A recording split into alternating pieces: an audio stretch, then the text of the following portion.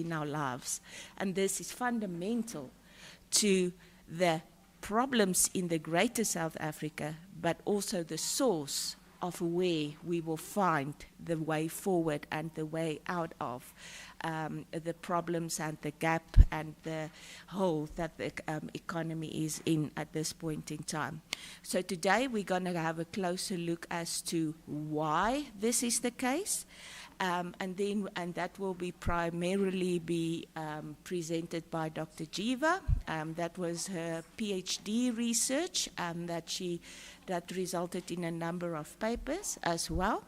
And then we will have support in the form of 3 additional speakers who will speak to the implications, the where to now, and the solutions going forward. So with this purpose outline and what you can look forward to, I would like to introduce the director of the Thabo Mbeki School. He is the director of the academic programs at the school. And we would like to ask him to formally welcome you. Thank you.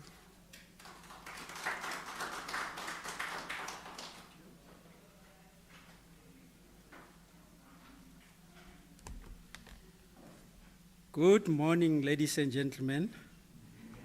As introduced, yes, I'm the director responsible for academic programs, and I'm actually standing here representing the management of the school. Prof. Peswana was not able to make it. She's attending to another university engagement, which is a CNEX meeting. But with me is Ntatele Zwalo to my left. And I'm glad also, as I'm looking to my right, I see that another very important person has just walked in, the CEO of the Thabo Mbeki Foundation. But he's giving me some cues that I shouldn't talk so much about him, but welcome. For those of you who are online and those of you who are in the room, the Thabo Mbeki African School of Public and International Affairs is a young yet very old school. And perhaps this might be a contradiction of some sort, because the school has evolved.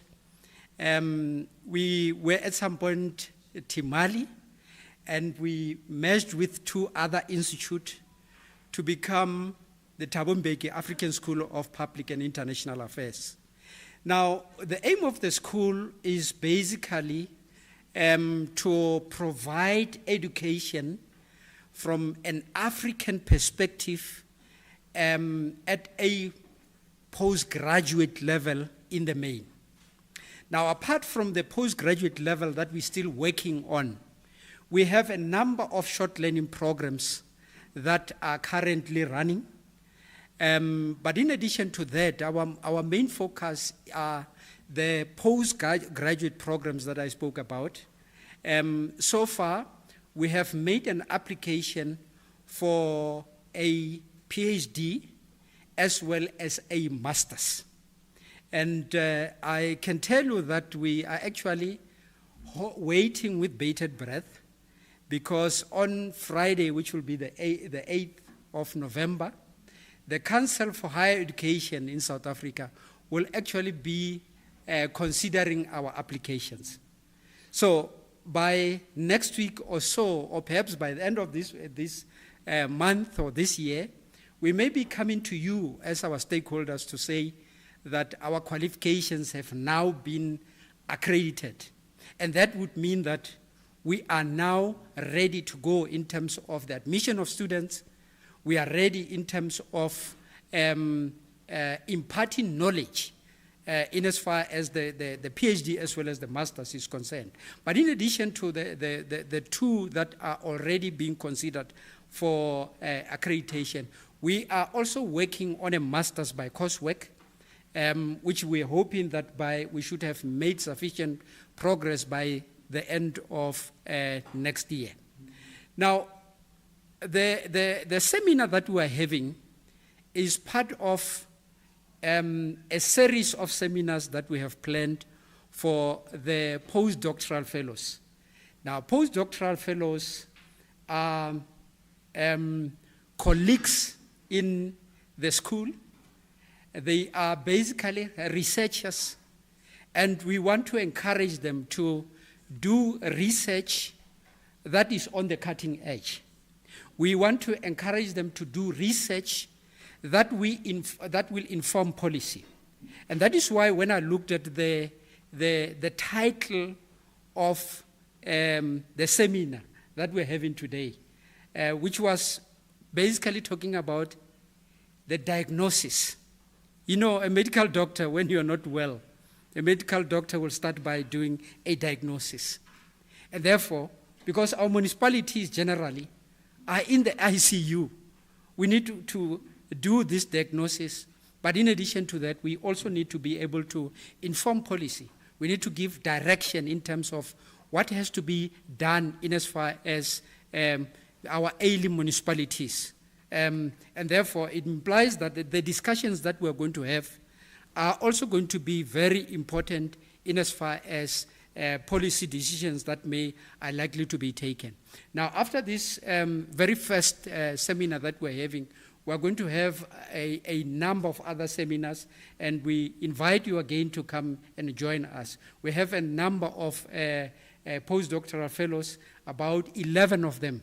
So although we may not have one in December, but starting next year we're going to have a series, and all of you as partners, as stakeholders in the Thabo Mbeki African School of Public and International Affairs are going to be invited, and so that we can be able to inform policy from different directions, because the PDFs that we're having are not only focusing on local government, they are focusing on a number of areas that has got a bearing in as far as how government functions. But most importantly, our focus is also on the African continent. Ladies and gentlemen, you are welcome, and we are looking forward to a very fruitful engagement today. Thank you very much, Program Director.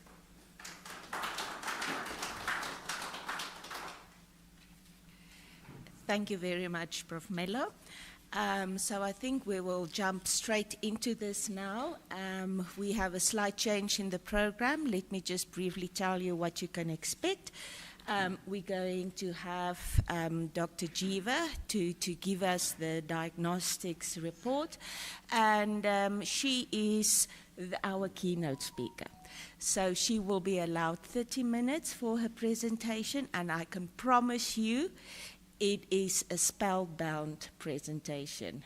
There's a lot of food for thought, so please don't doze off. Okay, be wide awake and make a list of the questions and participate. And then we're going to, next up, we're going to move to Mr. Justin Steyn, because Mr. Hlakudi is unfortunately not available today, but he will be represented by his colleague, Mr. Bongani Kupe from the Thabo Mbeki Foundation. So next up would be Mr. Justin Steyn, the Deputy Director from the City of Joburg, and he will speak about the administrative challenges for municipalities. And then we will have Mr.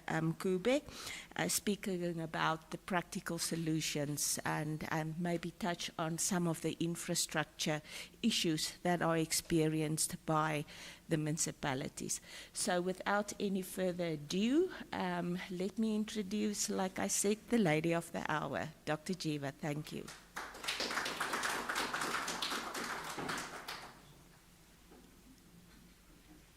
Morning, everybody.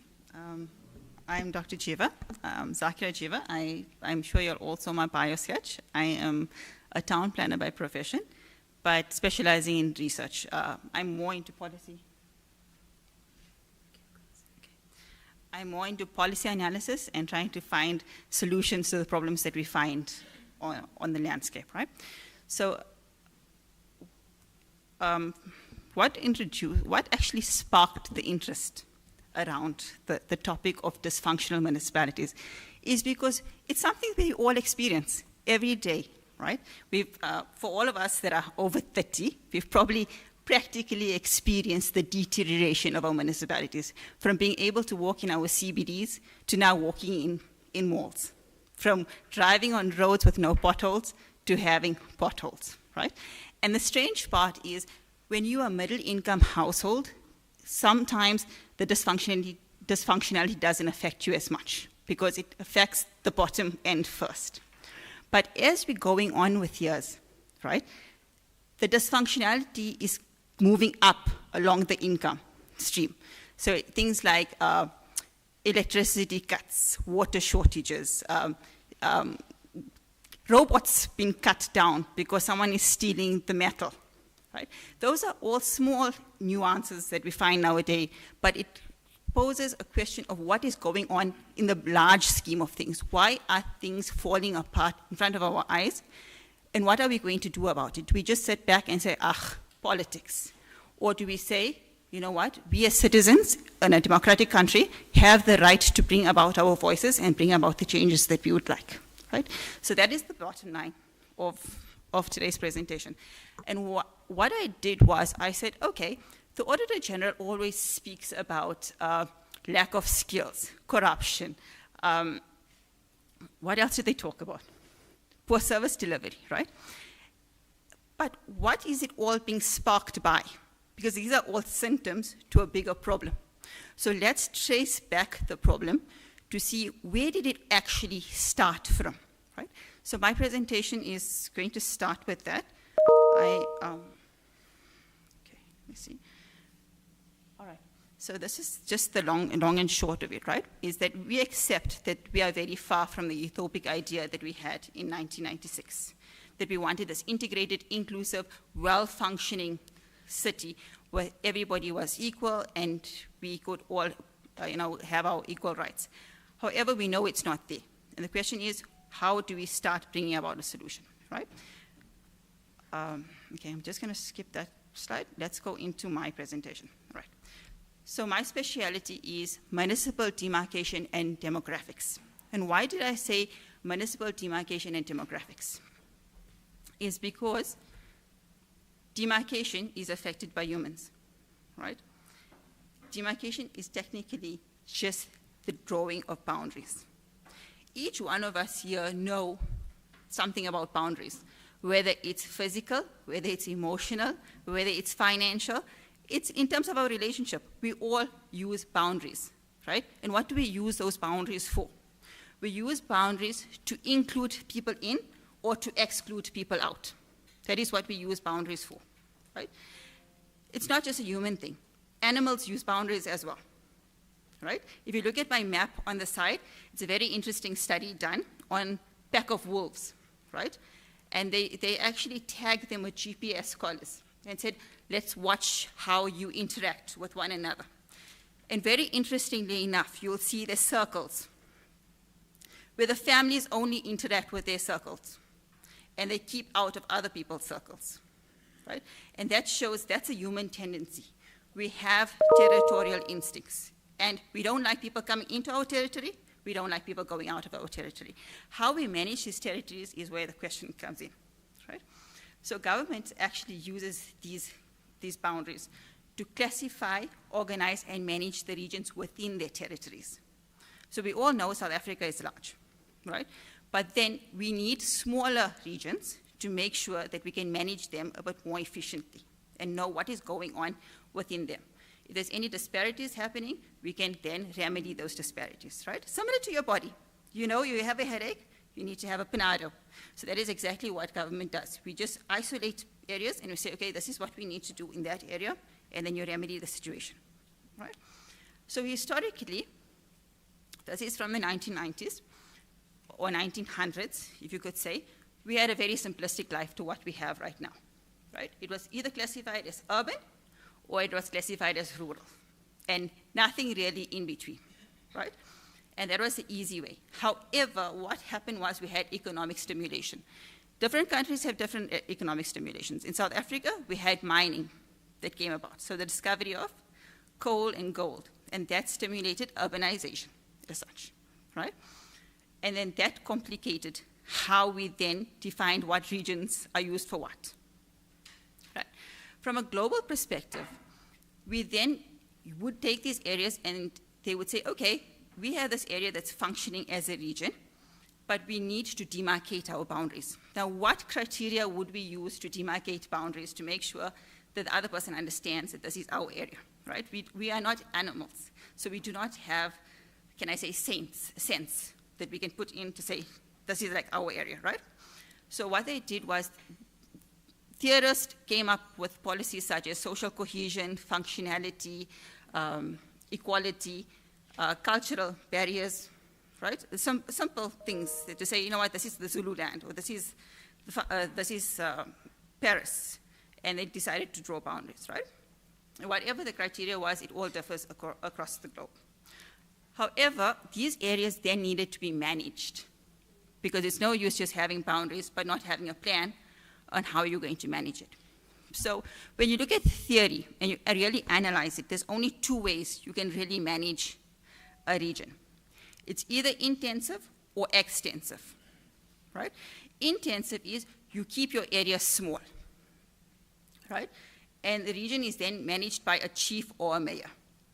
And you listen to the people, and you let them decide how they want to run the area, right?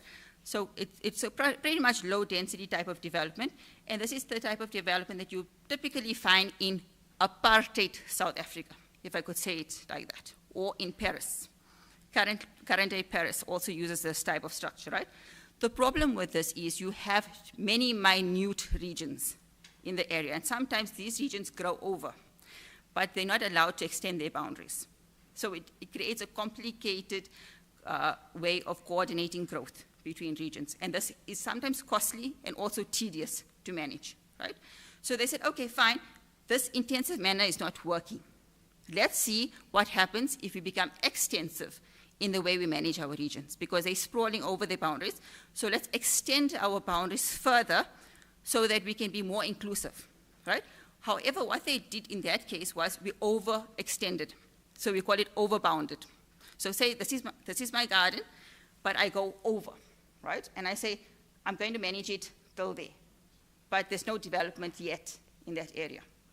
So what happens is you are now left to manage a larger area than you can actually manage, right? And what they said is there's too many policies, so government is going to decide how you're going to develop that region. And they're going to allow for high density compact development. The problem is when you have too low density in that area, you're managing a too large area for the money that you can get in. But if it's too high density, then it becomes too difficult to manage, similar to what we're finding in the city of Johannesburg right now, right? The police can't be everywhere. You can't put out fires everywhere. So it's becoming rather costly and difficult to manage. So it became inefficient and ineffective, right? We've accepted that this is now where we are in the world, right? We don't know how to manage our regions. It's not a South African problem. As much as we like to believe it's a South African problem, it's not a South African problem, rest assured, right? So over the past 30 years or 40 years, many governments around the world have tried to extend their boundaries to find a more efficient way of managing their regions, right? Typical examples would be the US, Canada, Australia, Turkey, Denmark. I'm sorry to say this, but none of them have been successful, right? Although they have used many different criteria, such as financial viability, cohesiveness, equality, and functionality, they're also struggling with the same issue that we're struggling with, right? But in the South African case, we had a unique case, right? Where we really needed to restructure our municipalities for the sake of inclusivity and equality and cohesiveness after apartheid. However, the problem also comes in that because we're part of the United Nations, we also needed to adhere to global standards, such as viability and sustainability, right? So this is like a really jam-packed mandate that we were provided with on how to then redemarcate our municipalities. And this study will then look at the difference between what our policy says and what our implementation was, right? For those of you all who are not town planners, I'm going to take you back to history on how the country was actually managed and demarcated prior to apartheid, right? So initially, in South Africa, we had traces of political forces that influenced our settlement structure, right? It was not natural. Naturally, you would find resources, you create a settlement, and then it would grow. In the South African case, we had political tendencies. We did not want to be integrated with other cultures. And this was right from the onset of colonialism, right? So what they came up with the suggestion was to say, let's have the Cape area separate. We had the Natal area separate. Natal was basically British. The Transvaal would be like the Afrikaners. And then in between that, you had plots of homeland regions, right? And that was where you had the African territories, right? Interestingly enough for me was they never actually allocated one area for all the Africans. They divided them, right? And I always sit and I wonder, why do you divide? Because that's how you conquer. If you have a cohesive whole, you know, you can work together and you can collapse the minimal population or the forces that are against you. But if you divide, there's no way to communicate, right? So this is what actually happened in real life South Africa, right? And then we had, then they had initial classification and they said, okay, the white areas are going to be urban. The African areas are going to be rural, right? But what policy doesn't tell you is that they had permits in place to ensure that the rural areas remained rural. They didn't allow for economic development. They didn't allow for stimulation. They didn't allow for anything really there, right? And many of these homelands are in regions that couldn't be developed economically. So what happened was those people that lived in the homelands often lived in poverty or in subsidiary farming or, you know, they just lived on the land. And things changed when they found gold and coal, right? I did speak about the urbanization trend then. What happened was then they needed cheap labor in the cities, right? To say, listen, we've got gold and coal. We can't extract it on our own. We've got the reserves of labor. Let's get them to start moving in and providing that cheap labor to us, right? So then they allowed restricted temporary migration, right? Where if you got a permit, you could move to the city, you could provide your services, but you were not a permanent resident of that area. You were just there for the time period that you needed to be there, right? And while they were there, initially there's research that says that everybody lived in harmony, right? They were fine with living in one urban area with the laborers and the employees working together. You'll see it similar to the concept of your maid quarters, you know, which is part of the house. So they all lived in harmony. But then there was an issue that there was too many migrants coming into the city, and they were going to take over the urban areas, right? So those people that were in power then decided, no, we need to segregate, right? So what they did was they forced segregation, right? And this is what you call the Group Areas Act. So if you look at the map on the top, or my diagram on the top, this is similar to what all the South African cities currently are structured as, right? So they had the white area, which was also further subdivided into low-income and high-income white areas, but for now we just classified it as one white area, and that's where the CBD was, right? So a CBD is your central business district. That's where your economy was driven from, right? And then what they did was they displaced the non-whites to a peripheral area on the outside. So it was either the Indian area, the colored area, the African townships, right? And those reserves were there to provide labor or resources or employment, employment for the city. So I don't know where you all come from, but I live in Klerksdorp, right? I remember, till today, my father does it. We situated 15 kilometers out of the CBD. His business is in the CBD. So every day he has to travel 15 kilometers in, 15 kilometers out, with no option at that stage to actually host his surgery in the area that he was, right? And those are things we never questioned. We just thought, this is a given. But that's the type of segregation that they enforced at that stage, right? But the segregation didn't just stop there. They ensured that there's spatial separation, firstly with buffer zones, then they ensured there's administrative segregation as well. So when I say administrative segregation, and this is important for the topic on its own, is that each region was managed intensively. Remember in my introduction I said intensive development, right? So it was just one area. And everybody had to manage their own area. And each area had different rules, right, on what was acceptable for that area and what was not acceptable for that area. So the Indians were a little bit more privileged than the Africans, right? So they were given a little bit more resources to develop the area, and they were allowed business permits, and they could have businesses in the area. However, the Africans, on the other hand, were just there for labor, right? And they were not permanent citizens as such of the city. And what that meant was that you were not allowed to have a permanent home. They didn't see it necessary to provide you with infrastructure because they didn't want you to get comfortable in the city, because that was not your home. That was just where you worked. And once you finished working, you were supposed to go back to the homelands, right? So this created an area, or like an unequal tax base, right? To further enforce the laws was they had an unequal tax base. So many Africans were taxed much heavier than many others. So you worked, but you worked to provide for the government, right? So, all of these things, they affected the way the city is functioning today. That's why I'm taking you right back, right?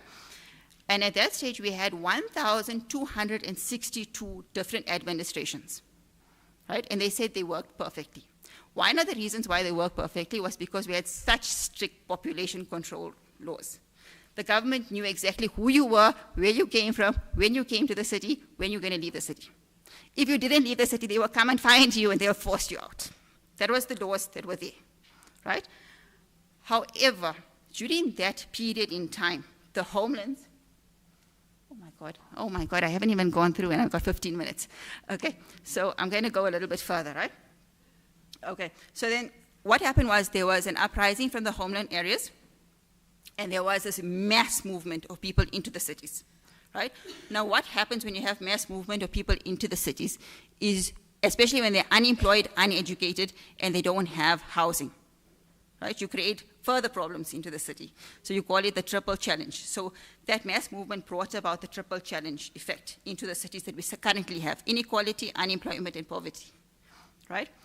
And then, so then government decided, they can't really control this, so they uplifted influx control. That allowed for rapid migration, legal rapid migration into the cities, right? And then they said, we now need to change the way that these areas were segregated. So they said, let's look at classifications of urban, rural, and metropolitan areas. But in my previous slide, I did tell you rural was what? Non-whites areas, and the urban was white areas, right? So if you classified urban and rural, you would then create further segregation, racial segregation. And you didn't want that. You wanted to create integration, right? So the Constitution came about, and they said, fine, let's create integrated municipalities called Category A, Category B, and Category C municipalities, right? So Category A would be metropolitan, Category B, local, Category C, district municipalities, right? Now, what that signified in the whole was that South Africa was moving away from intensive development to extensive development, right? Overbounded. Remember I spoke about overbounded. The another thing that signified is we're now moving away from settlement classification to regional classification, right? And then they came about and they said, no, that's not enough. We're going to start creating a developmental culture within our cities, right? Developmental cultures would mean to create sustain human, equitable, and viable settlements with citizen participation, right? Previously, I did mention to you, we were not given a voice. We were told what to do and how to do it. Now, suddenly, you want to give them a voice. You want to change the way the city is structured. Plus, you want to then create larger regions, right? This is all within a space of 2 years. And we were still battling with the thing of we are United Nations members. We need to have good ties with the United Nations, so we have to implement their policies as well, right? So instead of just focusing on our own policies, we needed to implement global policies as well. So we needed to ensure that these regions were sustainable, that they were viable, that they could compete with global standards as well. For any person, this is too much to do at one stage, right? All right, so that's what policies said. But policies didn't accept what was happening on the ground, because we were already, there's such a huge disjunction between those people sitting and making policies and what was happening on the ground, right? So if policy is saying sustainable development, viable development, what is happening on the ground? For one, we didn't have objective data. We didn't know how much the population was coming into the city. We didn't know what type of settlements were in the region. we didn't know that, okay, we did know that there was a huge concentration in urban areas and rural areas had no economic base. Then there was a strained relationship between the private sector and the public sector. And you want to tell them, come with development-oriented approaches, right? How are you going to suddenly become friends with somebody overnight to say, come on, let's develop the city overnight, right? That didn't work. Then there was a lack of trust in policy implementers because, as I said previously, if you didn't abide by the policy, you were maybe sometimes shot dead, right? Or sent out of the city. Then there was a sustainable variation. You come and you tell people, we need to integrate areas, we need to create sustainable areas, we need bottom-up planning. But there was no skills. Nobody knew how to implement integration, sustainability, bottom-up planning, right? And now suddenly policy says, no, we need to do this, and they just couldn't do it because there was no skills, right? And so what does that mean? That just creates a survival mode of compliance on the whole. Sorry, I'm just going to go a little bit faster than I should, right? So long story short was, okay, now I needed to comply. But how do I comply to create these municipalities in a non-biased way, right? So they then elected someone called the Municipal Demarcation Board. The Municipal Demarcation Board was supposed to be an independent board from government that will then go out on the landscape and demarcate areas according to the policies that were provided, right? So what they did was they said, okay, fine, Constitution says I need to have category A, category B, category C municipalities, right? Strangely enough, the Municipal Structures Act only gives you a breakdown for what a metropolitan should be. It says if you don't meet this criteria, you must be a category B or category C municipality, right? Again, not giving you much to work with. So the Municipal Demarcation Board sat down and they came up with the criteria, and one of the criteria that's important for this thing is they said, okay, local municipalities should have a minimum population of 20,000 and not more than 80,000 people. And the area that was demarcated should be approximately 3,500 square kilometers. All right? All right. This is another thing that came about, is that legislation that was guiding demarcation, right, said something as simple as there should be employment in the area. There should be independence of people and communities in the area. It should have existing proposed functional boundaries. It should allow for effective governance. It should enable integrated development. I'm asking, anybody in this room right now knows how do you measure an area that supports integrated development? If you didn't know at that stage, do you still know now, right? But that's what policy said. So I was forced to implement the policy. I don't know what the policy means, but I have a stick on my head to say these municipalities need to be demarcated by 2000, right? So what did that mean? This is compliments to my colleague, Mr. Stein. It started from February 1998, right? Right till December 2000. You had a newly elected Municipal Demarcation Board. No knowledge on what this country is about. No knowledge of what is going on within it. No data. No policy that tells you X, Y, Z needs to be complied with objectivity, right? And you're saying, go and demarcate the boundaries, right? Suttercliffe, who was the chairperson of the MDB, did mention that he didn't have a demarcation board at that stage. He didn't have the power behind him to say, let's go and demarcate, because remember, they were newly elected. So he was really, pressed for time. He got hold of consultants within the city, within the country, to say, help me demarcate the boundaries. Now, what happens if 5 of us are told, here's a subjective criteria, please help me demarcate? What's the possibility that we all going to interpret it differently, right? And that's what happened. We all interpreted it differently. There was no time to sit down and say, listen, you need to adjust it accordingly, right? But lo and behold, 2000 came, ordinary citizens were in arms. We were so happy that we now had an integrated country, right? It integrated urban and rural areas, and you ended up from a reduction of 1,662 administrations to 284. That's a minus 1,000 municipalities that we had, right? But over the years, what happened was we had to readjust our boundaries, right? Initially, it was just cross-boundary demarcation. that became a problem, right? Because it was over municipal boundaries, we adjusted it accordingly, and we carried on. However, from 2011, there was another demarcation issue that came about, right? And this is something I had to research. It's not out there. To say what motivated the demarcation in 2011 when you thought the boundaries were set in 2006 and all adjustments were done. And it came up that no, we're adjusting boundaries again for economics of scale, right? From an economic perspective, economics of scale means the higher your density, the lower your cost, right? Because there's more people buying the same service, so you can decrease the cost, right? It's similar to the taxi fare compared to airplane fare, right? Because there's so many people using it constantly, you can reduce the cost quite significantly compared to other people, right? And I said, okay, fine, economics of scale, just to make sure that they're viable, right? Again, 2016 comes. I found a very interesting case in Potch with Clockware municipality, right? They integrated those municipalities with Fantasdorp. And I come from that area, so I know there's hardly anything going on there, right? And Fantasdorp was, could I call it a dead town? Now I'm thinking, why are you integrating a functional town with a dead town? Like why would you do that? And they turned around and they told me, no, Zaakirah, it's for financial viability, right?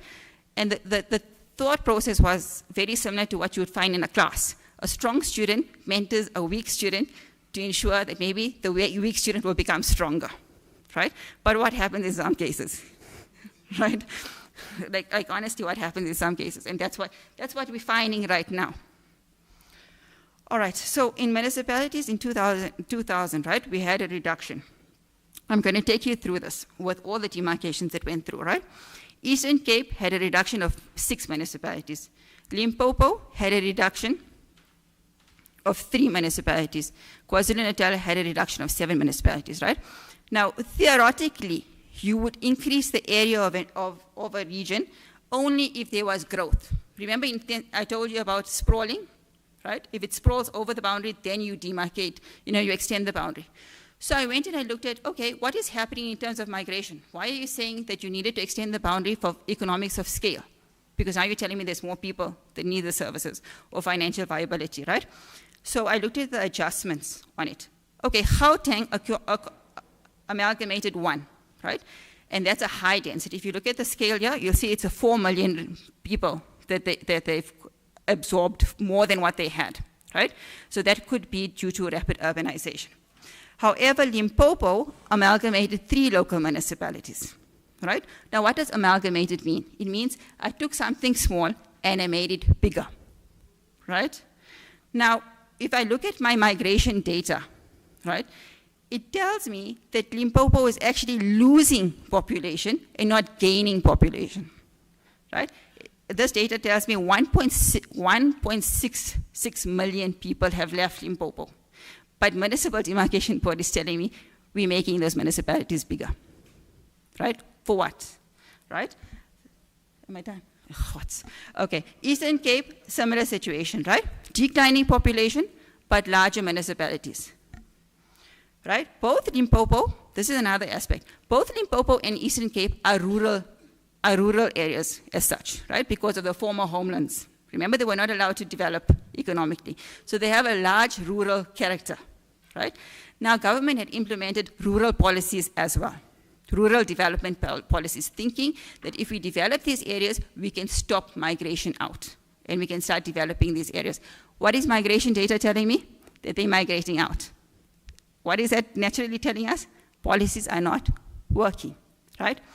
But what else is happening is that there's urban areas that are growing, but there's no active policies in place to date to tell you how to absorb the migrants and how many migrants is too much migrants for an area, right? But we are told to provide services. But how do you provide services if I'm providing for 5,000 people, I go to sleep, the next day there's another 5,000 people, and then there's another 5,000 people, and then in between there's another 3,000 people that leave, right? The influx of numbers doesn't allow for administration purposes. And there's no policies in place that can tell you this is how you would control the growth in the region to ensure stability. All right, so those questions, the motivation for demarcation. All right, so this brings me to one of the more to the diagnostics, if I could put it that way, right? And I use very basic diagnostics to say, guys, this is what's actually happening on the ground. I looked at one dysfunctional municipality per province, right? And I said, okay, let's look at the square area. Remember initially I said municipalities should be a maximum size of 3,500 square kilometers for a local municipality, right? The data here tells us that Mfuleni municipality currently is sitting at 966 square kilometers, right? Which is way below what it's supposed to be. Then you have Bayford West local municipality, which is sitting at 21,917 square kilometers, right? Keep in mind, they're both local municipalities, right? Then you have Renoster, which is sitting at 5,000, Mangaung, which is sitting at 9,000. For anybody sitting in this room, we can see there's a huge discrepancy in the way the areas are being demarcated or were demarcated at that stage, right? All right, let's take it one step further to say, okay, you have such large municipalities. Do you have the population to manage that region, right? And then I looked at it, okay, so the largest area was Bayford West, right? You would expect them to have the largest population. On the contrary, they're sitting with a density of 2.2 people per square kilometer, right? How do you expect a municipality like that to be dysfunctional, regardless of what skills you have in the municipality to run it? It's just beyond understanding. They say the average household income in that area is 30,000, right? Economically, maybe that could be possible, right? Madubang local municipality, which is only 3,720 square kilometers based in the northwest, which is also dysfunctional, has a population density of 144 people, right? An average income of 9,123.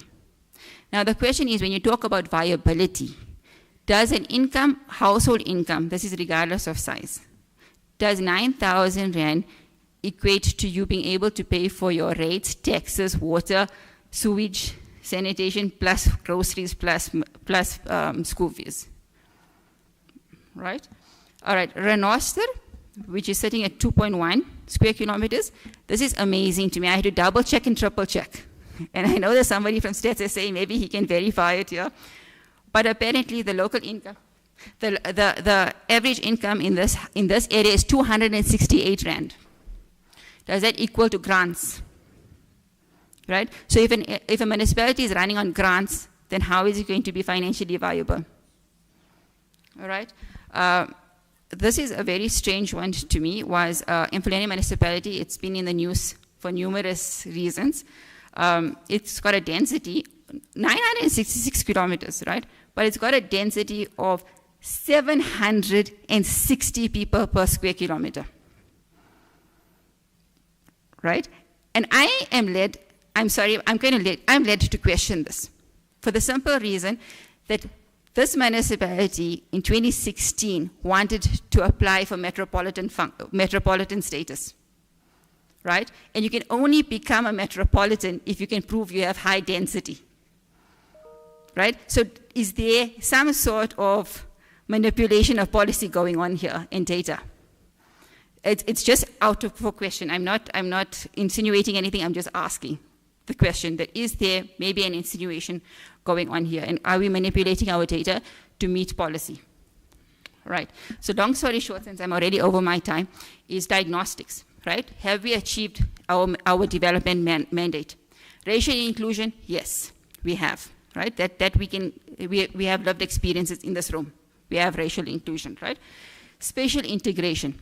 No, we don't have spatial integration. If you look at the municipalities, you will see there is no spatial integration being achieved. That just shows with the income disparities that we have, right?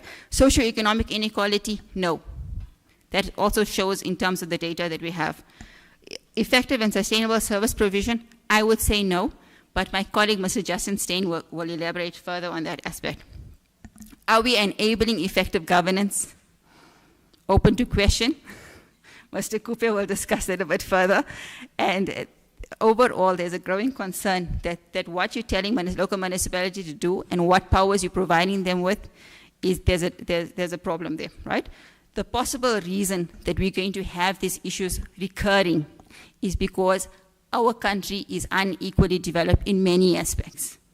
And until we do not develop our country to get some sort of equality, whether it's between our rural areas and our urban areas, whether it's between our individuals, whether it's in terms of economic income, we're always going to have this drive to move to better opportunities. And that's always going to overburden your urban areas, regardless of what rural policies you put in place. And no matter how big you make your municipalities to make them seem viable, people are going to keep on moving. And what's going to be the problem is you're going to have large areas with no population because there's no economic opportunities until we start doing something about it. All right, to conclude, some of our municipalities are too big, yet some of us are too small. We have to find a consistent size. Policy allows us to increase the size of a municipality, but it doesn't allow us to decrease currently. We need to start looking at that, to say if you are not viable and you do not need to go under administrative reform, you need to be made smaller. It's as simple as that. You need the carrot and stick approach in this regard. How do we create, the question also comes up as to how do we create larger municipalities under different premises, right? It's a subjective policy. We need some sort of objective criteria to say, did you meet the criteria that you needed to meet with an audit? As I said, for any municipality, maybe audits to say, is it really like that, right?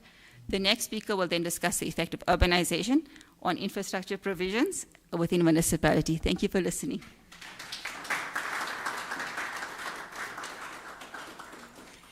Thank you very much, Zaakirah. There's a saying, stop eating while you're still hungry. So that's unfortunately, you guys have to, and me, we will have to stop listening to this very, very informative and jaw-dropping information while we still want more. So next up will be Mr. Justin Steyn, the Deputy Director from the City of Joburg, and he will be speaking about the administrative challenges that municipalities face.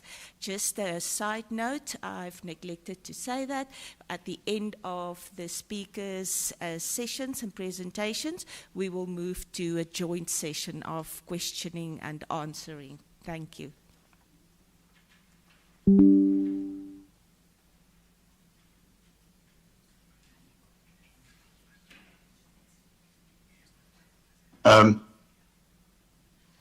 Thank you for that introduction.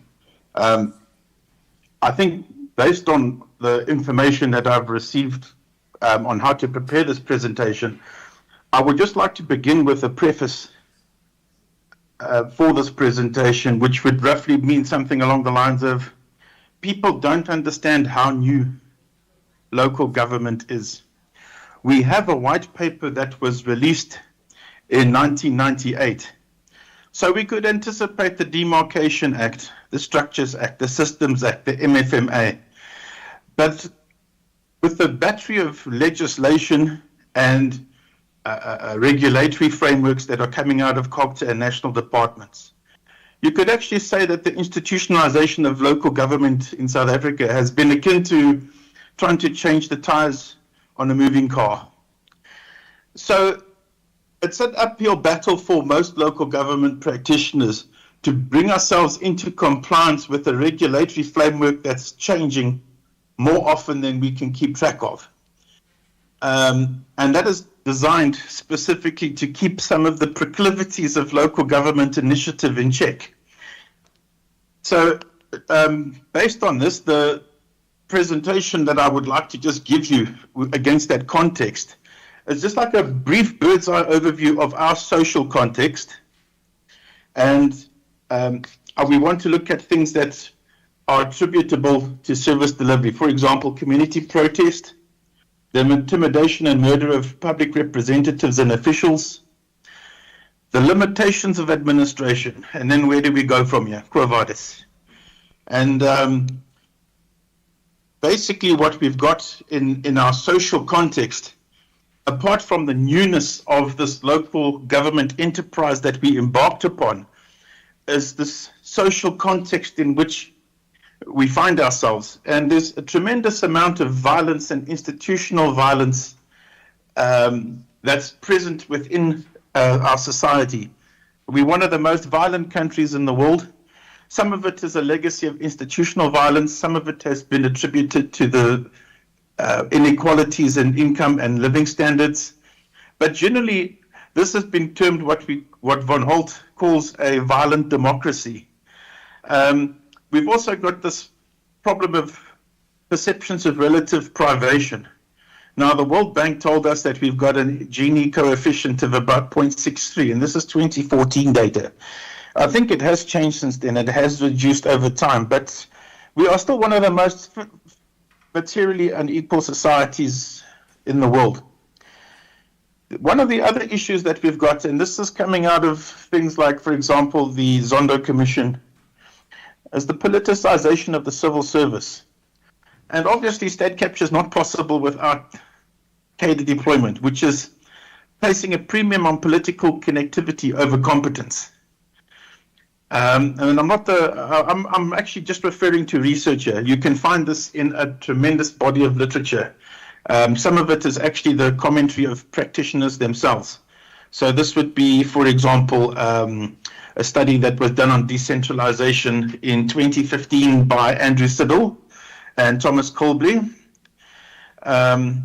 Then also the politicization of service delivery has become a problem, because if you look at how local government works, there's a refusal from local government to grant local communities permission to protest under the Regulations of Gatherings Act.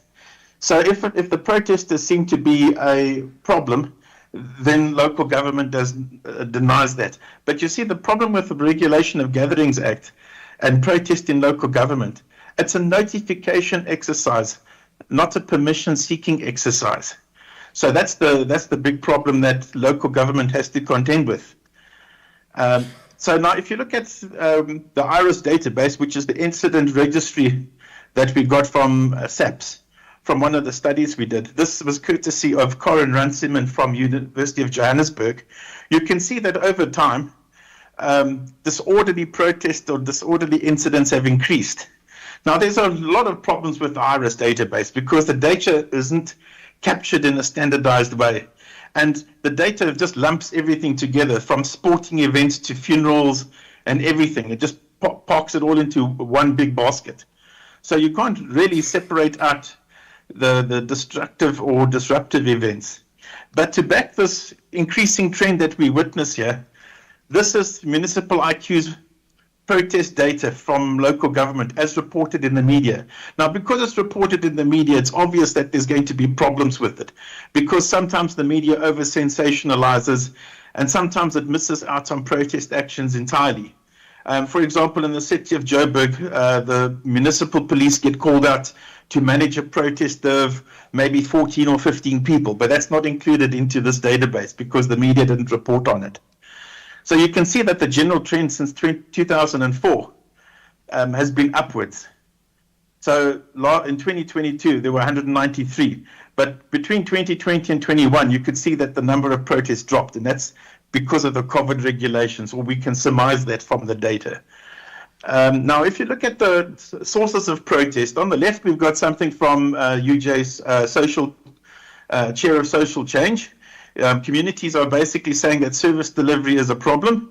But if you look here, some of these issues are not local government issues, but they become local government issues when it becomes a service delivery protest. So you'll find that a lot of practitioners will tell you, because national and province don't talk to us, they do things without consulting. And because they do that, we can't include their activities into our own planning and budget cycles. So that's where all of the gaps form, and that's where the problems arise. Now, if you look at when we ask practitioners in local government what they see as the motivations for protest, it's a different picture to some extent, because they will indicate things like, for example, communication, service accessibility, quality of service, billing. I can tell you now from the city of Johannesburg, the ombudsman there will tell you that the top 3 issues are all billing related, and it's Joburg Water, City Power, and rates. department that governs the property rates tax collection. So those are the issues that are confronting practitioners. Now you're looking at one of the other items that we've got is the intimidation of public representatives and officials. So we looked at 40 municipal managers, and we got a report from 114 councillors. So out of this, 2/3 of both groups reported experiencing intimidation.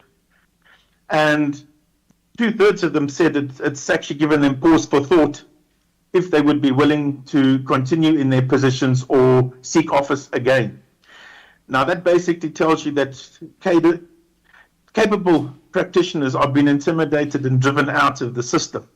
That's the way we interpret the data that we received. And this is primarily a contest over resources. So it's people without education forcing out people with education. And that could be partially attributable to why service delivery is starting to suffer a little bit. But then again, it also is, if you're looking at some of the corruption issues and criminality issues, I can tell you of 1 or 2 instances where the person was forced to take a bribe or take a bullet, whichever came first.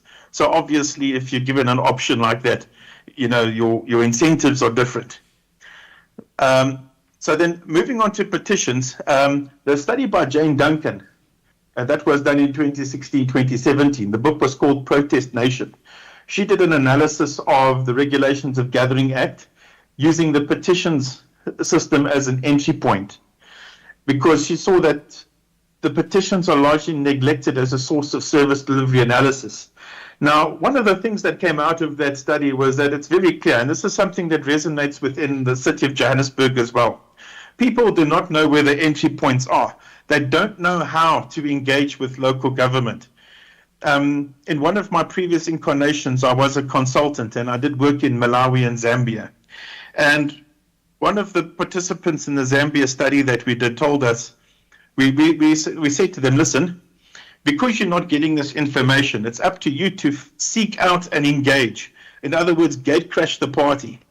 And they told us, how can we gate crash? We don't even know where the gate is. Now, I think that is a very telling statement, because we've got a lot of people inside, a lot of residents that don't know where the gates are.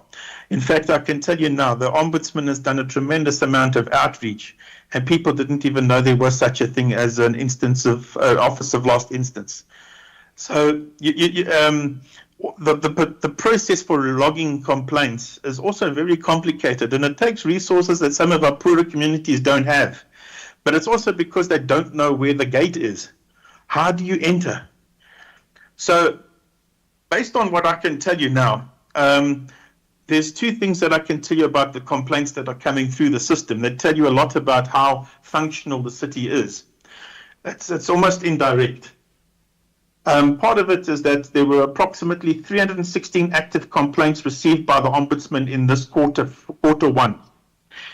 Of these complaints, 80 to 90% of them are billing related, as I mentioned.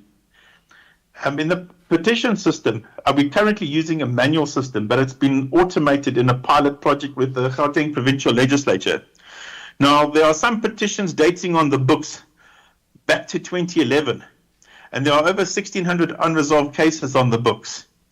We receive about 15 to 30 new petitions every quarter, but there's no way of knowing, because I suspect that at some level, because this is an embarrassing feature of service delivery, successive parties have taken a decision that they won't demand compliance with the Standing Rules of Council and the Municipal Systems Act, which dictate that there must be an analysis, a regular analysis done of petitions, and there must be customer satisfaction surveys that are done. How did you find the petition system? How were you satisfied with the outcome? That type of thing. So that hasn't been done. So that is an omission. Now, if you look at our administrative context, there's a tremendous amount of thought that suggests we are over-regulated. And as I mentioned, with this increasing regulation that we receive, it is akin to changing the tires of a car on a moving car. So we have to start asking questions around good governance versus good enough governance. And that would also look at decreasing the regulatory burden on local government, but in a strategic and smart way. Now, I also think that there's too many regulations and regulators spoiling service delivery. I mean, national and provincial departments have static regulations by and large, but local government has this increasing regulatory burden that comes increasing over time. So now, in terms of what happens within local government administrations, I can guarantee you, this is a fact. You can research it independently and verify it for yourself. You're going to find people reporting demoralization, and that's among the managers as well, and among the staff. You're going to find instances of managerial centralism.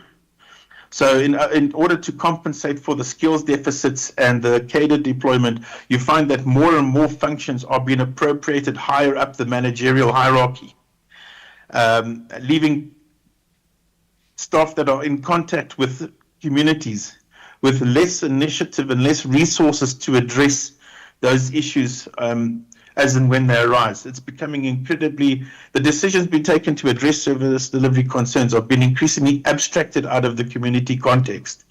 Now, that said, if you look at the Systems Act, council can actually devolve municipal functions right down to ward committee level.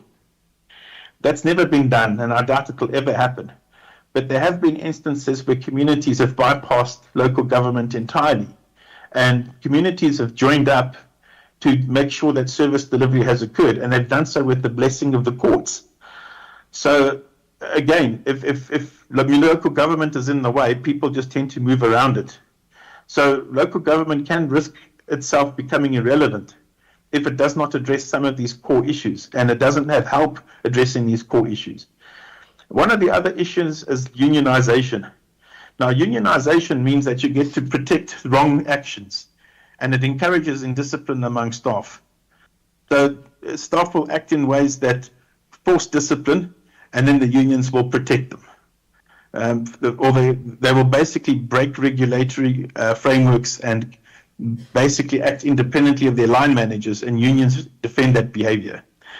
The other issue that we've got is managers, because of this centralism feature, you find management of people is not there, which contributes to demoralization. So you've got managers versus what we call traffic wardens or postmen. It's basically if things get reported to your manager and your manager sends an email, and that's where his responsibility stops. So that is a tremendously destructive way of managing systems and people. And I find that if you get into the literature around this and you do your own research on it, you will find that these are intractable problems that everybody is probably struggling with at this point in time. Now, I can tell you there's a lot of anecdotes supported by larger bodies of work, cadre deployment, and the role of human resources. That was developed by Andrew Siddle in his 2016 study. I can tell you since then, we've had the COGTA municipal staffing regulations introduced. And basically, the staffing regulations put minimum experience and qualification criteria down. And it's introduced a lot of restrictions on how you can use your labor. So in instances where you have a tremendous amount of vacancies, you cannot use other staff to do the work, because unless they meet those criteria set down in the staffing regulations, it's illegal for them to serve in that position. And I hate to tell you this, but a lot of people only gain that experience because of that type of problem. And it has led to quite a lot of demoralization. Now, in the city of Johannesburg, we're using the same type of oversight model that they use at the GPL. And the intellectual architect behind this to develop that oversight function was Professor Kees Brugge. But unfortunately, Dr. Brugge didn't actually account for politics. You find that in most municipalities, administrative battles are fought in council, and political battles in council are often carried over into administrations, which renders us quite unstable, particularly in coalition governance conditions. And one of the issues that you'd also encounter is tenderpreneurial political entrepreneurialism. And the best example I can give you is the feed contract in Joburg and the reclamation and redevelopment of abandoned buildings that was initiated under Herman Mashaba. And I'm giving you some areas where you can find stories around this issue. But this brings me to this following point. This is a tale of two cities. you find that Treasury investigated that, they've ordered an investigation into that fleet contract. It was worth about $1.5 billion. And the Mail and Guardian reported that 2 political principals, one of whom is pictured here, received $250,000 rand kickback into his private bank account from that tender. And then you've got the architect of that kickback talking about addressing hijacked buildings. So there's a lot of undercurrents of political contestation within service delivery. And the political entrepreneurialism in this particular instance relates to people paying other people to support them in councils, to get their agendas implemented. So that is a bit of a problem, but it's something that is not unique to South Africa. It's actually, subnational capture is basically an international phenomenon, all the way from Western Europe and the developed democracies to the Communist People's Republic of South Korea and the Republic of China. So it's People's Republic of China. So it's a general thing. Now, where are we going? I think that if you look at governance, it always derives from these principles of accountability, rule of law, efficiency and effectiveness, participation and equity. These are the principles that we have to apply in everything that we do related to governance. Now, I think that the majority of our problems in local government are essentially sublimated struggles for access to resources. So the question that we have to start asking ourselves is, how do we get active citizens to ensure that officials and political parties are not taking more than their fair share? Now, we've got a problem in this country because of the poverty and the triple threat problem. There's a lot of dependency on the state for improvements to living standards. So this indicates that education and economic growth undergird most of our institutional problems, particularly at the local level, because everything happens in a local government space. Now, I think one of the big challenges that we've got was the co-optation of civil society into the state-led agenda. So basically, civil society organizations and community-based organizations have to register with the municipality in order to operate. So that means they get co-opted. So if they're hostile, they get their funding pulled. So, you know, you've got that little carrot and stick phenomenon happening at the local level as well. Now, I think that also you've got to start looking at this in terms of a broader social problem. And I think that it's not just this institutional problem or a legacy issue. I think that we've got a problem with apathy because people expect other people to do it for them. And apathy is creating a fertile breeding ground for corruption. And that corruption is leading to overregulation. And couple that to an entitlement culture where people who are employed feel that they are entitled to do anything they wish and have that bad behavior protected or defended. It's creating that vicious cycle. And over time, I think that we have to start looking at it more holistically. It's not just an institutional problem anymore. It's a sociological problem with complex historical roots and complex intractable problems that we have to try and address now. So I'd like to just end this presentation with one question. Is there hope? And I think your personal answer to this question will dictate whether you see yourself as an active citizen or a passive recipient of state benefits. And I'd always like to tell people that where there's hope, there's a way. And depending on how we approach these issues going forward is going to depend on what type of solutions that we create. Ultimately, the solution is always in the people.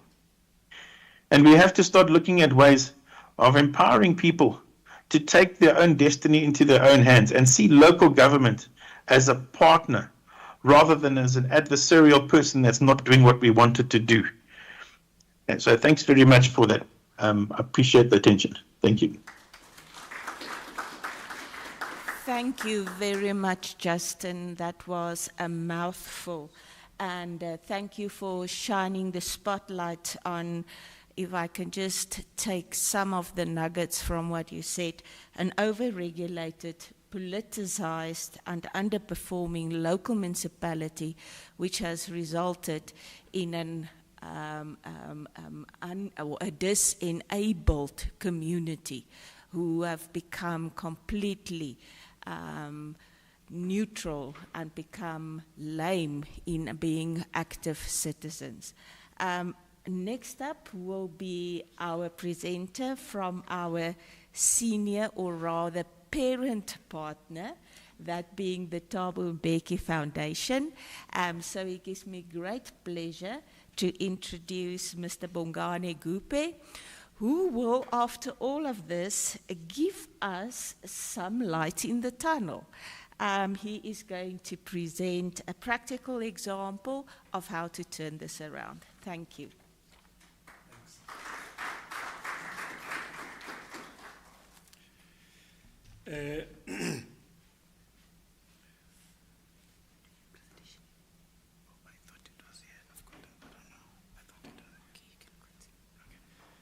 Good morning, everyone.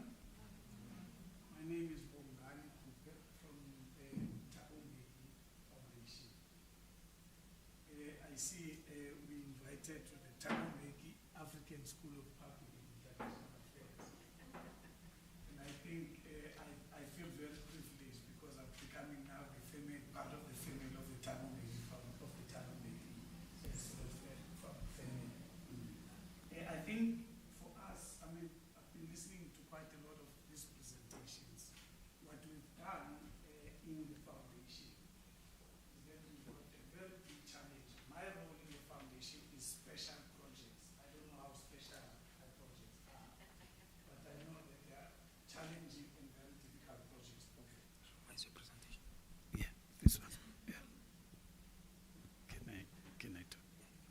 yeah, and I think the challenge we've been given in the foundation is that one of the biggest areas that need attention has been local government. We've then, in the past few months or few years, been looking at every literature possible to see why have we, in the past 30 years, not been able to solve a problem that have been studied for so many years by everyone. And we then came to a conclusion that maybe there might be a need for us to close our books and open our eyes and look at what are the major challenges. One of the things we've never found in the literature is this whole much talked about issue which is called corruption. How do you go to a local government and deal with corruption? And we needed to basically, amongst ourselves, think about how do we deal with that. I'm going to deal with that as part of it. The second part that we've been dealing with is the whole issue of challenges that are facing a local government. The first challenge is the whole issue of political leadership, administrative leadership, and lastly, economic development at local level. And we found that one, there's a big challenge in terms of leadership, lack of committed leadership at local government. But also we found that, there are a lot of, I think the last two speakers have talked into the administration challenges that are facing local government. That you make laws at national level, you make laws at provincial level, you still have to make laws at local government level. Whereas local government should mean administrative part where you implement rather than make legislation. But the last and the more important part also is the fact that we've left local government running into the hands of politicians, and yet local government business does not have any, is not featured. If you look at the city of Johannesburg, it's the council that makes decisions without any business being involved. It's politicians that make those decisions. So from my point of view, I'm trying to be practical in terms of what we've been doing. I'm not going to go through what the Thabo Mbeki foundation stands for. It's an African institution that basically is based in South Africa. And despite the fact that we are based in South Africa, we look at this problem at an African level side. So I'll run through some of these things, but I want to go to practical issues that we've been dealt with. Firstly, there've been a lot of discussions around protests. When we came to Machabeng, we worked with Machabeng. One of the things we've realized in Machabeng is that we had a very important mayor which basically had a drive. The mayor in Machabeng, on a on a consistent basis. If there's a problem, he goes to that community and talk to the community. If there's a water problem and there's an electricity problem and things like that, he goes and talks to the community. The results thereof, what we've noticed, is that every time there's been a problem, and that problem has been dealt with, the revenue of the municipality, people start now paying for their services in terms of the revenue. And what we've noticed, on the other hand, the protest within that municipality come from organized formations. What do we mean by that? Is that ordinary people, when they are talked to and consulted, they find solutions to the issues. There's been no major protest. And the protest we've noticed is via this study we've been trying to look at. How do you deal with corruption? Corruption is an ecosystem. It starts with me. It goes throughout the whole thing. So one of the advices we gave to the mayor was that, Mayor, can you please stop paying? Because we realized there were only 6 service providers operating in Machabeng. Everything, whether you're going to the toilet to buy toilet paper in Machabeng or you're going to go street in Machabeng, there were only 6 service providers that were in Machabeng. And when we stopped, the mayor said, let's look at why this thing has not been opening up and things like that. And there was a lot of protest. Interestingly enough, the mayor had protest even from his own colleagues, and who were insisting, can you please pay these service providers?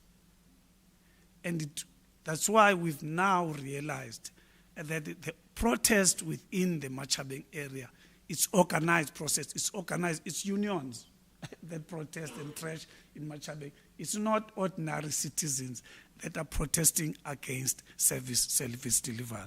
So for us, that began to say, when the patient is sick, we've looked at all the books and we found we can't solve this sickness in this patient.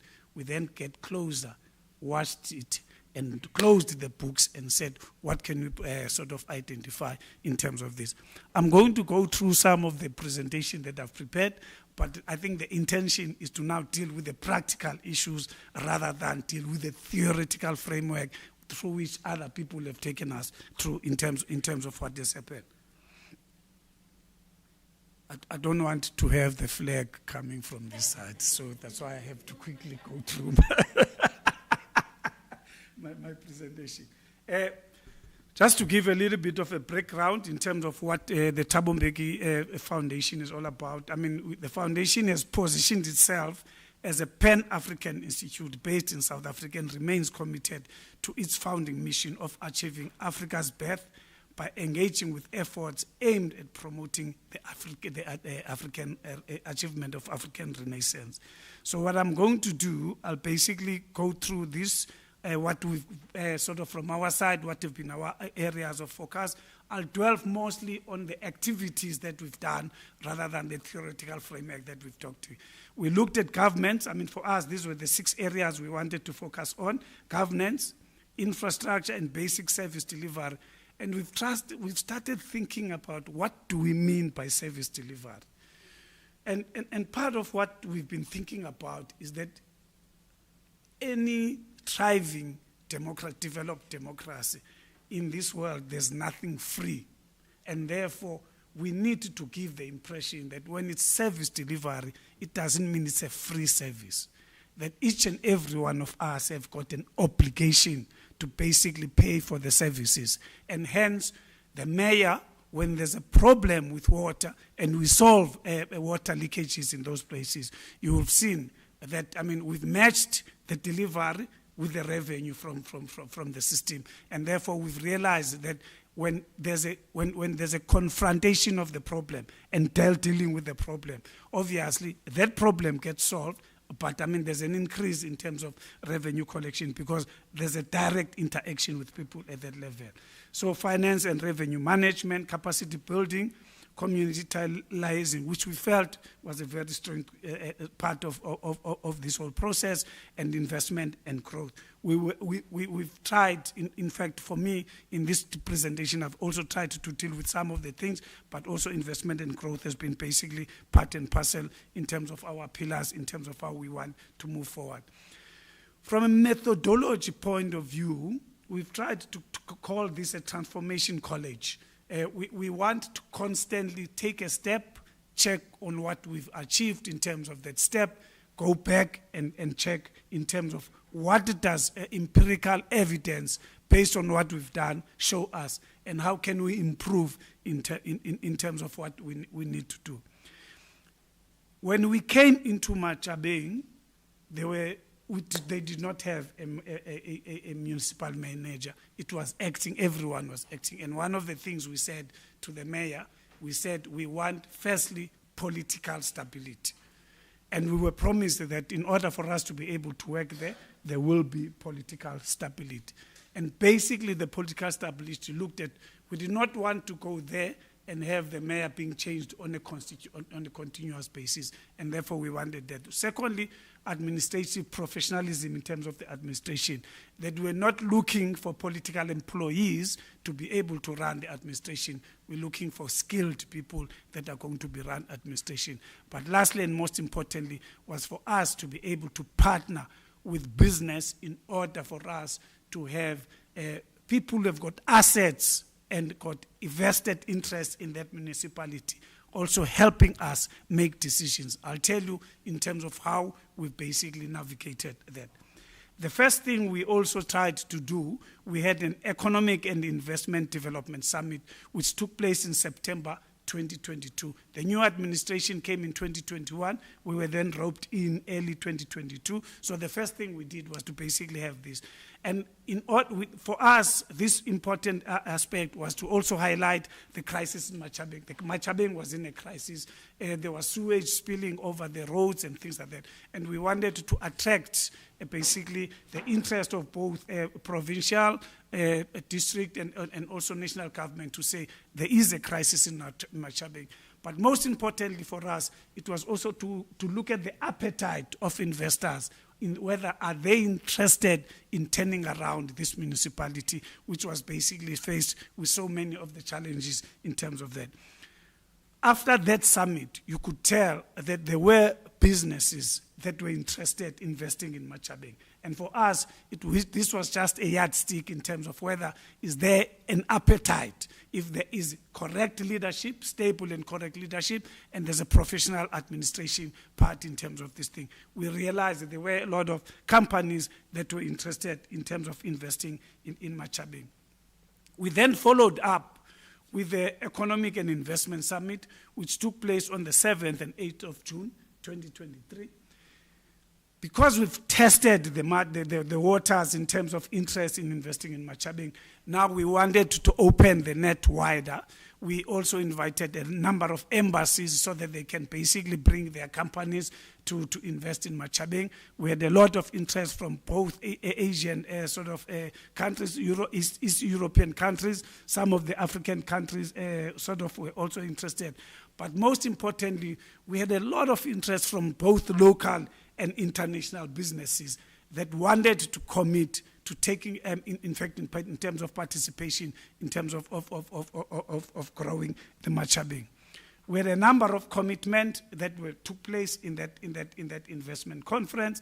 From the province, Infrastructure South Africa have invested to this part about 1.7 billion rands in Machabeng to address the issue of water, sanitation, energy, and all those things, in order so that, because capital can't invest in an area that is collapsing, and therefore we needed government to commit to dealing with the basic services that are going to be able to attract in terms of capital participating in this thing.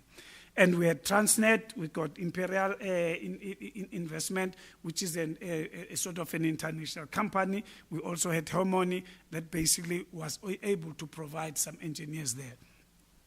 One of the decisions that took place and came out of that investment conference was that there was a need of private sector participating in making sure that they talk, capital, when capital talks to each other, they've got a different language that they use that will help attract sort of investment in Machabeng. We realized that politicians were not best positioned for them to talk to capital, and that other businesses within the area and other people who have got investment in the area were the best positioned. And therefore, we agreed that there must be a Machabeng Economic and Investment Advisory Council that was constituted basically of people from different businesses that are going to participate in that. And that there must be an investment office in Machabeng where if new business wants to come into Machabeng, must be able to go to that office instead of going to the municipality, so that that office can be able to shortcut all long processes and cut down the red tape, so that if you want to settle in Machabeng, you are able to go to a specific office that will basically tell you what parts of land are there, how can we quickly get your services and things like that. So that office was basically the intention of doing that. And the Economic and Investment Council basically was to advise the political structures and also advise the administration in terms of this. So we got these people from both mining, agriculture, finance, manufacturing, small, medium enterprises and things like that, because the intention was to say business, capital must talk to each other, rather than politicians talking in terms of this. The investment office was intended in order for us to be able to say, to shortcut everything and to shortcut the red tape, to deal with the red tape. This is the office we need to set up, so that if there's any big business that wants to settle in Machabeng, they should be able to basically come in. In this campaign of us trying to sell Machabeng, so to make sure Machabeng becomes a magnet for investment, one of the companies, big companies, mining companies that were in the investment conference but did not raise their hand in the investment conference, came to us and said, we want to implement something, but we were not ready during the time of the conference. It was a Sibanye Stillwater. Sibanye Stillwater said, we want to invest plus minus more than 50 million rands in this community, because we want to see it working for this community and things like that, because we are also parties in this thing. So we launched with them something which is called a social economic coalition. So this basically was a partnership between Sibanye, the Thabo Mbeki Foundation, and Sibanye Stillwater. So these are the lists of projects that basically were there. Sibanye brought in a number of partners. What is of interest in this implementation process, Sibanye and all other service providers, all other investors there, when they come in with money and they say they want to put money so that the municipality can do this thing, political administration, the mayor said, we don't want your money.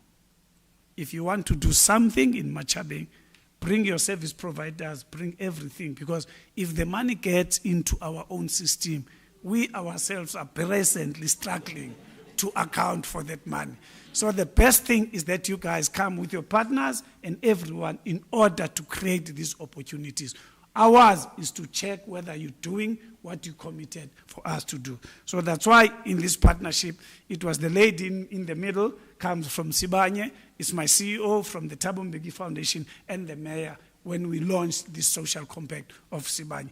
That brought all the partners you see there, they were brought by Sibanye to do some work. Just some of the projects that these guys did, these are some of the circular economy, these are some of the projects that were being done by Sibanye. Not the municipality just provides what is necessary to make the project work, but the money does not go through any municipal coffers, it goes directly to the project. Between April and now, we've created almost 99 jobs in the area, and you can see some of them are not necessarily jobs, but it's businesses, registered businesses that are going to be able to participate in a number of projects in this thing.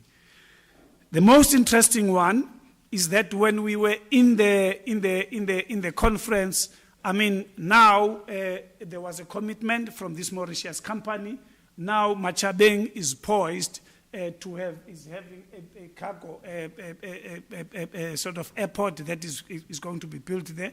It's going to cost between 7 and 10 billion rands in the next 4 years.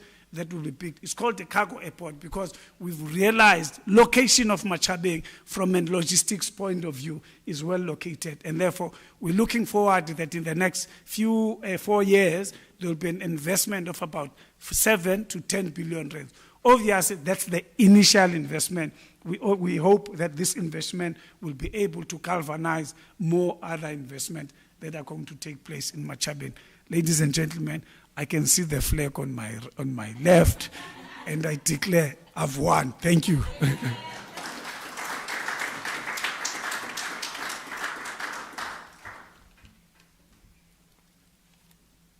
Thank you so much. I feel now like the evil stepmother, I have to say. Thank you very much, Mr. Coupe. I have to say that I'm abusing my position now, and I'm just asking the first question. How do we spread the good news? How do we institutionalize this methodology? Because this is what our country needs. And me being an economist by training, I can only applaud the effort. And I'm so glad you are our partners, because we should really join hands far more constructively in taking this forward. Okay, so now is the time to get the audience. I know you've been burning to participate. We've got about 20-25 minutes, questions and answers. We will dial in our participant, Mr. Steyn, who is online. So I'm going to take questions from the floor first. 4 to 5, please announce yourself, introduce yourself, then also ask, direct your question to a particular speaker, and then quickly, in 2 sentences, not a thesis, ask your question. Because I know we all like to have the podium and speak a lot. I mean, case in point. So let me I've got 2 roaming mics. Just raise your hand so that I can allocate question times, please.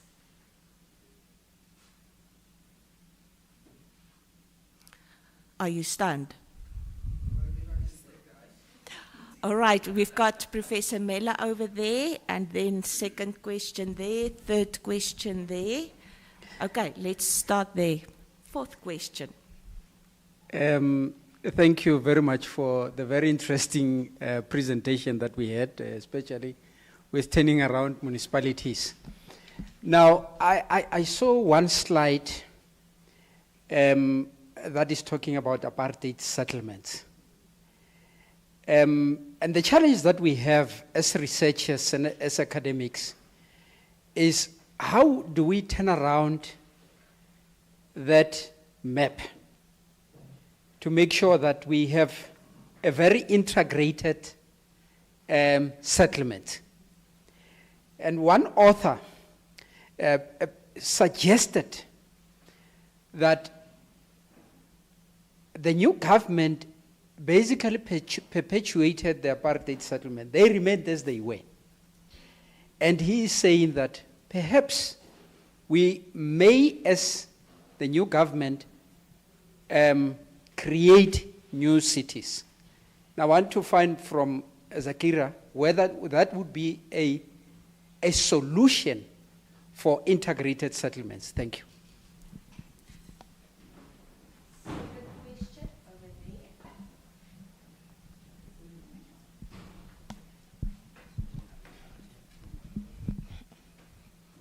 Good morning, colleagues.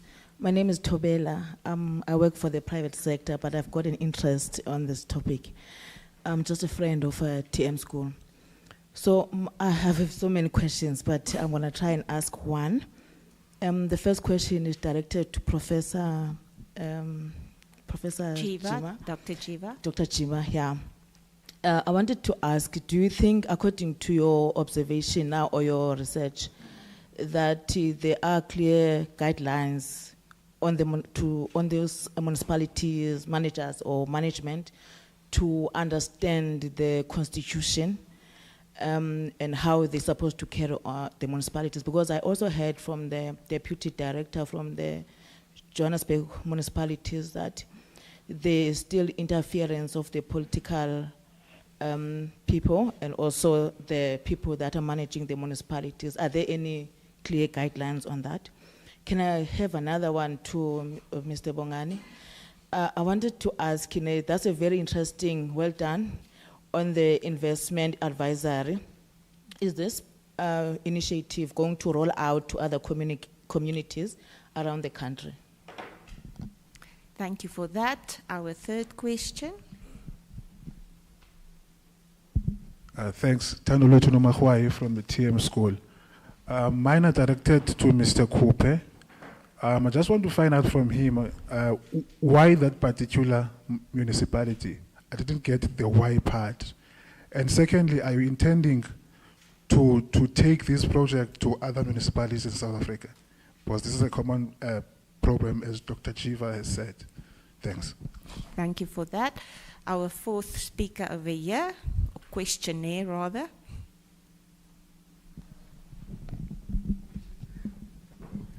Well, in a way, I'm covered because the question I wanted to ask has been asked by both the two latter speakers. But just on Dr. Jeeva's presentation, you talked about the disconnect between policymakers and the beneficiaries or the municipalities that are supposed to be implementing. So, in your research, do you foresee changes? I know it's a bleak picture when you look from the back and looking now, and maybe moving forward, but I see hope from Bongani's presentation, and I want to say congratulations to Tima for that work. Is something that is long outstanding, and it's something that must be rolled out throughout the country, because clearly we're having problems where politicians are concerned. So I just want to check, do you see, what are you foreseeing based on, or recommending based on your study as a way forward, where perhaps we as players could, we as community could also play a role? I didn't introduce myself. My name is Zanele Matebula. I am an alumni of the Timali school, and I'm very much interested in the work moving forward of the international school. Wonderful, thank you. I think we're going to have our presenters now respond to that. I'm going to ask Dr. Jeeva to respond first, then Mr. Coupe. Thanks. Okay.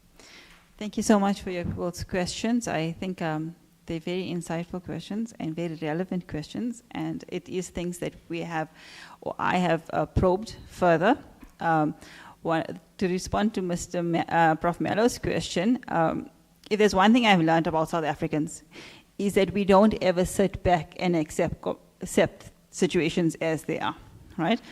And one of the things is, yes, government has created a fragmented apartheid structure, right? Not based on race, but based on income. And that's because of the bylaws and the laws that we have in our city that says property rates are X, and you have an income of Y, and because of your income, you can't get into these suburbs, and as a result, you then go to the periphery, right?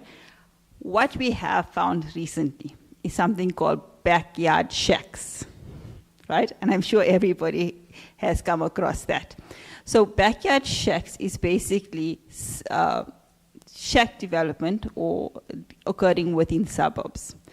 And the interesting part is they're being subletted at a very low rate, and it's giving people access to areas they would have never got access to.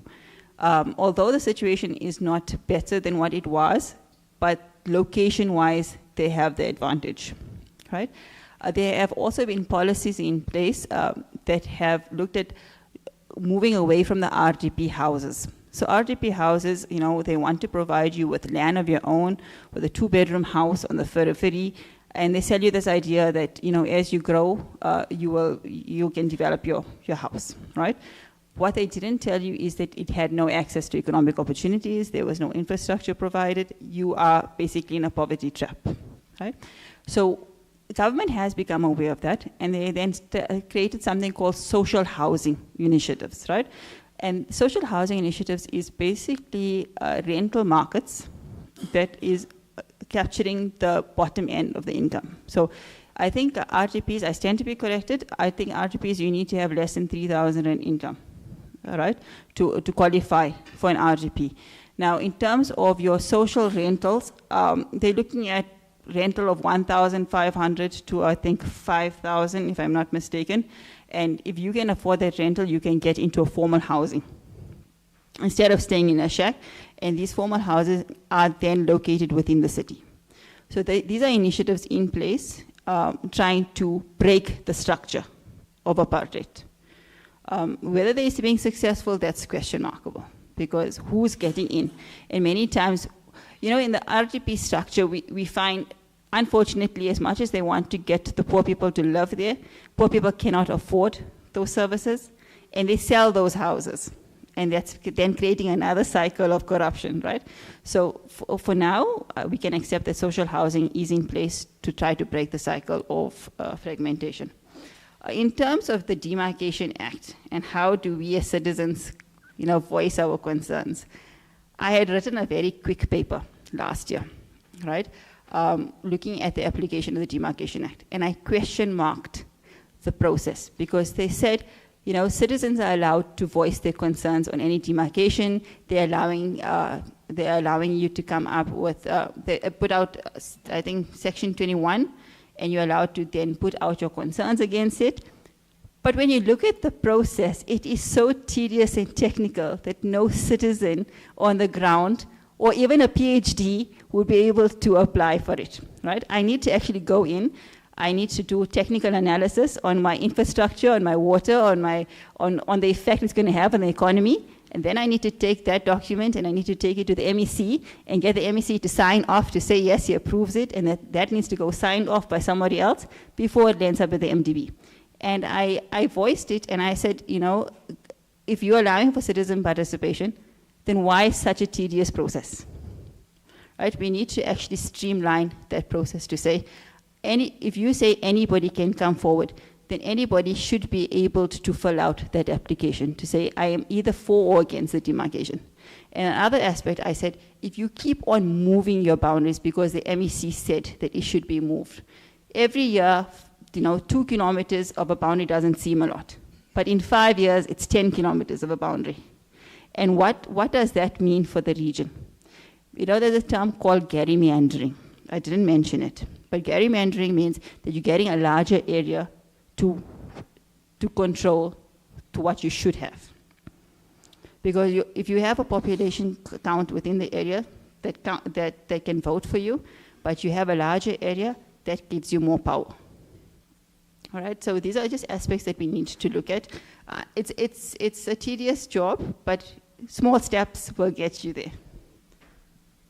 But I believe I answered all questions. Are you covered? Right, it seems like it. Right, next up, Mr. Coupe.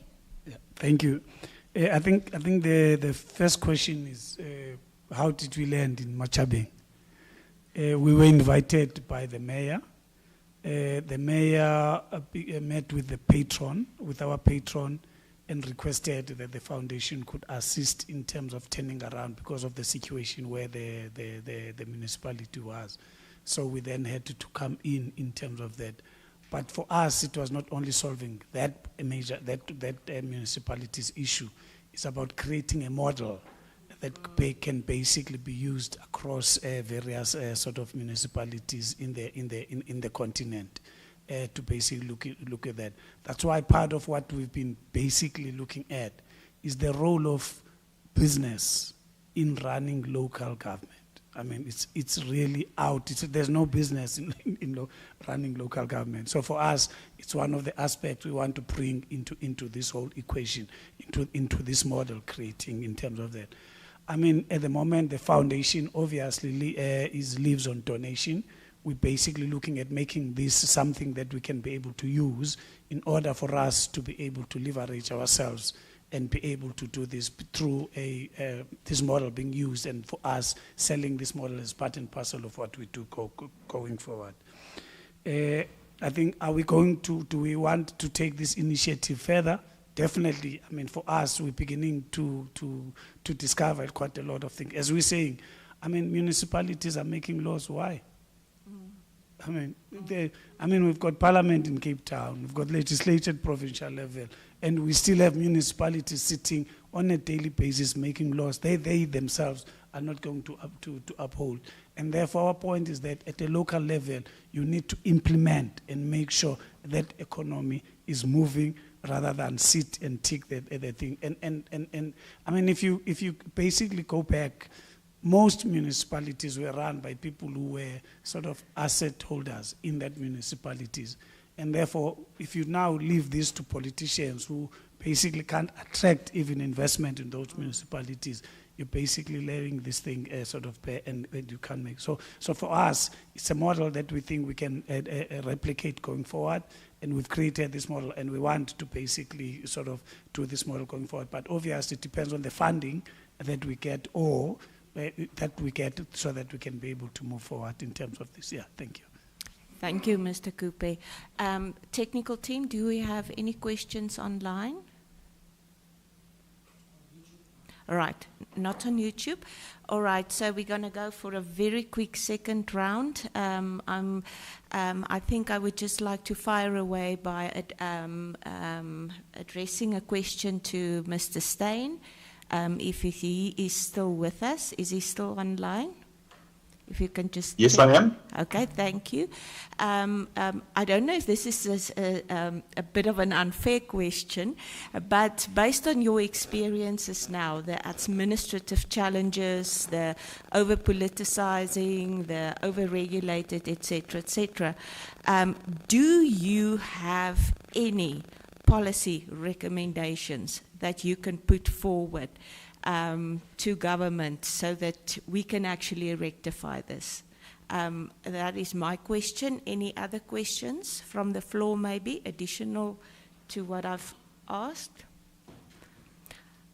Okay, there are two questions. The CEO of the Thabo Mbeki Foundation and the guy sitting to his left. That would be the second, or then the third one. I count myself as number one. Okay. Can I make a recommendation and a request to the school? You are welcome. If you look at the Municipal Finance Management Act, you look at the Structures Act, you look at the Systems Act, you look at the Rates Act, and the number of bylaws and decisions of council, a municipal manager is required to present 2,000 reports per annum. And the year has got 365 days. So that's why every year you read these things about the Auditor General. This thing will never work. It doesn't matter what you do. So what are the chances of the school relooking at this legislation in a manner that makes governance of municipalities exactly back to where the municipalities are supposed to be, regional services council?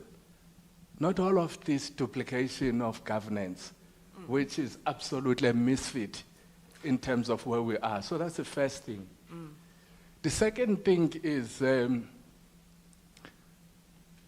there's an idea in South Africa of a developmental state. But the entirety of the legislation says the state must do nothing. It must create an economy of tenders. So that's why you've got all of this nonsense that we're talking about. It's because the state has been extricated of its responsibility, that it cannot even sort out a pothole. If there's a particular pothole, there are 3 committees that must meet. There's a specifications committee that must do something. There's another valuations committee, there's an adjudication committee, and there's a fight about who has been given the assignment to sort out the pothole. By the time that fight is concluded, there's 6 potholes. So when you try and do the 6 potholes on the basis of the variation orders, that is called wasteful expenditure. So you are sitting on a revolving treadmill that will never work. Now, my understanding of this school, it's a school that needs to help us find solutions, not to produce more paper on something that will never function. So that's really my request, Professor Mello. Thank you. You have just identified and coined a project, and I applaud that from where I'm standing. I'm going to allow our second speaker, or third speaker. Zolisa. Mine is directed to Mr. Steyn as well. He did mention the citizens being passive. So how do we create active citizenry in our people, make them aware of, or make them more involved in the things that are within their communities and they feel part of? That's my simple question. Thank you very much for keeping it short. I'm going to give Mr. Steyn an opportunity to respond to the 2 questions, then a brief opportunity to Dr. Jeeva to respond to Mr. Botswana's comments. Oh, do we have another? Yeah, there's a last one. I'm so very sorry that my oversight. Oh, sorry. No, Please go. I understand. It's fine. My name is Tina Nzo. I'm a local government program lead at the Public Affairs Research Institute at WITS. I got very, very excited when I listened to your presentation, Mr. Kube. Because there is another particular focus which I would like to bring to your attention and see if whether you'd be really interested in also getting into this sector and supporting municipalities. So recently I've been doing some research in the Eastern Cape and the Northern Cape on the IPP sector, because we are slowly but surely moving into the just energy transition and municipalities need to play a role in those communities. So what we have found, which is quite startling, is that the IPP sector is extremely isolated from municipalities. And it comes back to one of the issues that you have presented there about the red tape, the patronage that comes from a contract state. So IPPs have withdrawn, and yet they are supposed to contribute their SEDs towards socioeconomic development in municipalities.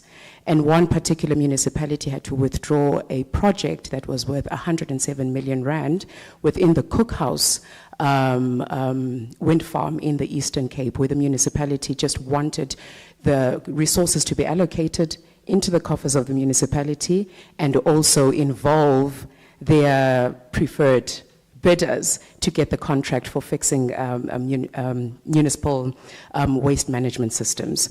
So what I would like to ask is whether would you really be interested in also diverting your attention towards the just energy transition in local government, and also participate in the manner in which you would be able to support municipalities, particularly when it comes to the way in which you've structured the advisory council, because isolating economic development initiatives really do save local government from being embroiled in patronage systems. And then lastly, I would like to invite you to the Municipal Bull podcast that will be launched last year, because these projects are something that we need to get out there into the public discourse. Thank you so much. Thank you for that. I'm going to request Mr. Steyn to respond, then Mr. Kupe. Professor Mello, would you like to respond to that, let's call it challenge, from our partner, our parent partner, and then I'm going to close. Thank you. Because we will have some time over refreshments to take the discussion further. Thank you. Okay, thank you. In terms of what we see as these interactions between politicians and administrations. There's a clear set of guidelines on the separation of powers in the Municipal Systems Act. If you look at Section 53, it says that the municipality, that the political establishment has a very clear and delineated delegated sphere of authority, and so does the city manager. So in terms of the policies governing this, there's a tremendous amount of work that's been done through COGTA that looks at this. I mean, for example, now, if there is a suspected breach, any council that's interfering in the administration is referred to the Ethics Committee, and this could be escalated to COGTA and to the minister. But the real trouble that we've got are these informal networks. And in research that I've encountered historically, is that you look at, for example, an administration that is particularly dominated by a single party. You'd find that in that regional branch of that party, a councillor is higher ranked than the mayor, and that councillor will dictate to the mayor what's happening, because in an informal or an external structure, there's a different type of a power dynamic. Now, I think that when it comes to the policies that govern this type of interaction between administrations and the political establishment of a municipality, there is a very clear separation of powers in the system of delegations. For it to be meaningful, it would require the application of very fixed rules. And maybe there is a space for us to do some research and figure out how we could perhaps institute a more robust type of a system. Now, when we look at active citizens have a role to play in these types of informal networks, because I do believe that this is a generational problem, and the generational problem can be overcome by teaching civic education in schools in which the local government structures are taught and the entry points are taught, and engagement is basically becoming a way of negotiating with a partner rather than an adversarial relationship with an institution that is perceived not to represent your interest. So I think that's the starting point, is to start off with the capacitation in schools. The other thing is that I know the city of Johannesburg has more resources than the average municipality. We do have a civic education program. Now, civic education is supposed to be run by the IEC. The Electoral Commission is supposed to do it, but they've limited themselves only to a specific role of teaching people how to cast a ballot, which is not in their mandate. They're supposed to encourage or develop programs that help people interact with their government. Now, I think that in these types of instances, there's an incumbent responsibility on those who know to share with those who don't know. And I think that these public-private partnerships are a very good, strong step in the right direction. But I also see that there is something that the municipalities are starting to catch on to, and that is the use of existing active citizens to mobilize communities in response to a very specific community-based problem.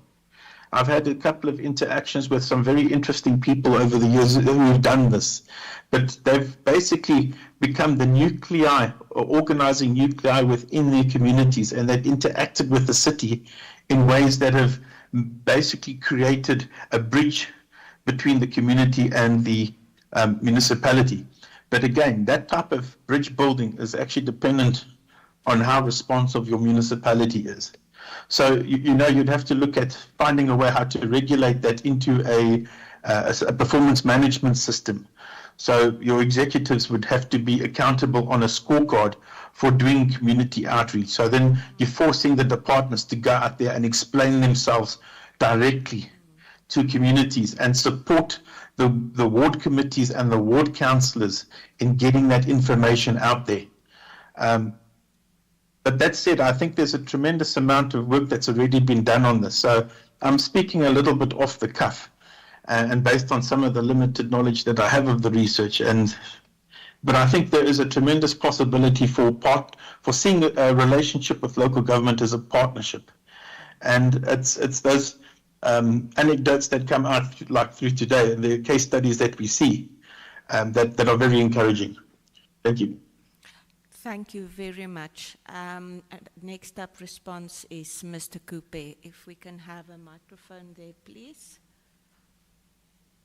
Have we lost the mics? Yeah, no, thank you.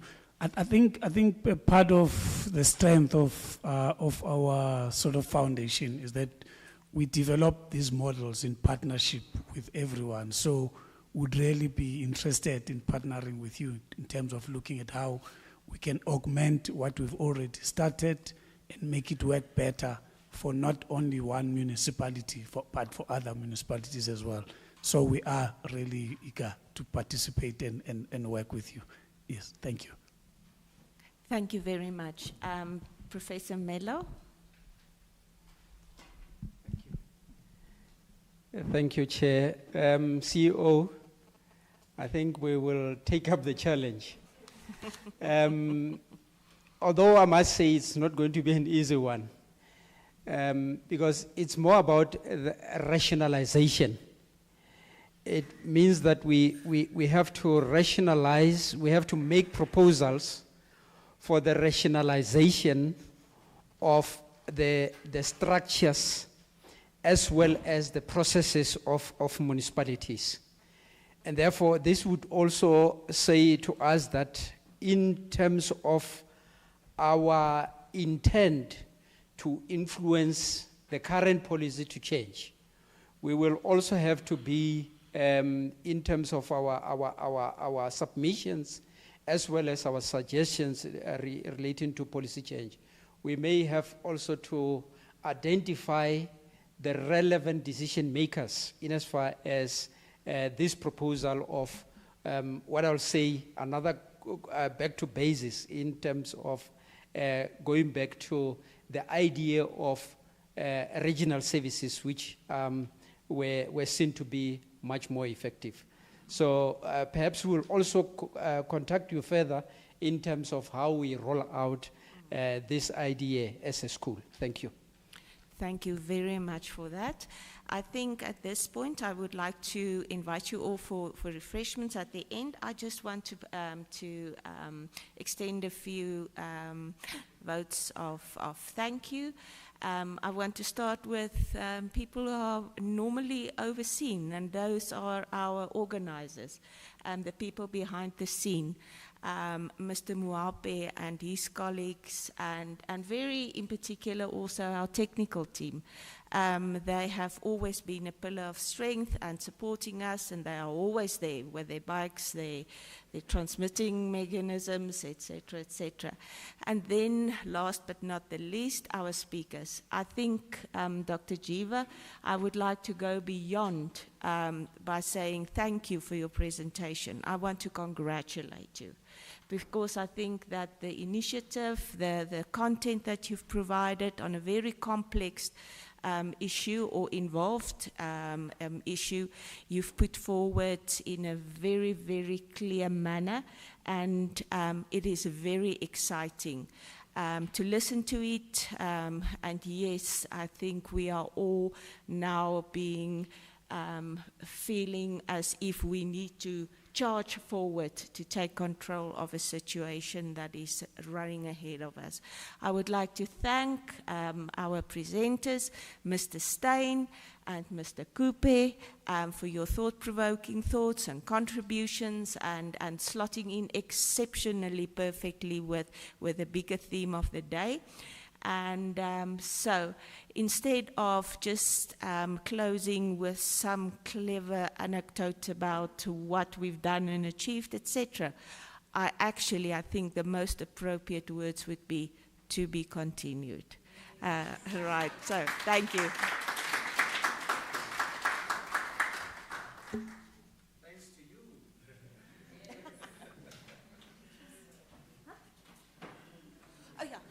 Oh, before we rush off, I forgot. We've got a few thank you, not notes. We've got a few